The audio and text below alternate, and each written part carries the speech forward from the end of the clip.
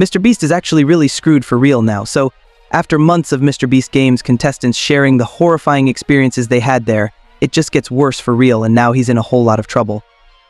So from the info about it, it's reported that 5 unnamed contestants filed the lawsuit and alleged that Mrbeast and his production failed to provide minimum wage, which is crazy since he's Mrbeast and Amazon gave $100 million for the show. But really the fact is, Mrbeast has been revealed to be way more shady and was also said to have failed to provide overtime pay, which is crazy, like this show was already intense from everything that's come out. So if you aren't aware, several issues had already been revealed and reported. Like, while the whole show was in production, several things were covered, such as the actual crazy fact that it was said women couldn't get their undercloths changed, and most of the Mrbeast staff were reported to be very rude and inconsiderate, so the contestants fought several times for food, and especially they tried to get the Feastables so they had something while they couldn't eat. It's reported they weren't given the freedom to go outside or about when they weren't filming, and were unable to get more than 2 meals per day, which were already said to be really bad and stressful meals. Now the lawsuit is actually very bad because the actual fact that Mrbeast is getting fired, and we're talking about the biggest YouTuber like the Plaster Boy, and he got 14 charges. Worse still, this is the first lawsuit, like there are so many other matters and people that could sue him, and rightfully at that.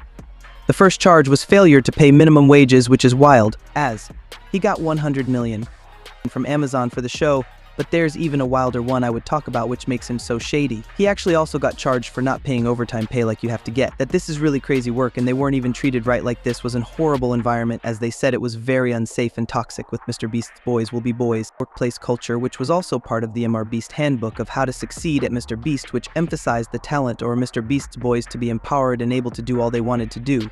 The fourth was sexual harassment, which is intriguing. The fifth charge was failure to prevent harassment, which apparently wasn't prevented well enough by the managers.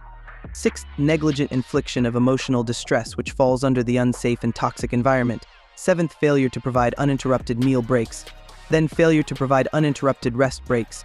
Failure to provide wages upon termination. Failure to provide itemized and accurate wage statements. 11. Failure to indemnify for employee expenses and losses in discharging duties. 12. Unfair business practices. This should have to do with the fact that Mrbeast had the show misclassified so they'd not have to pay taxes and worry about taxes and pay on them as employees. 3. False advertising. 14. Declaratory relief.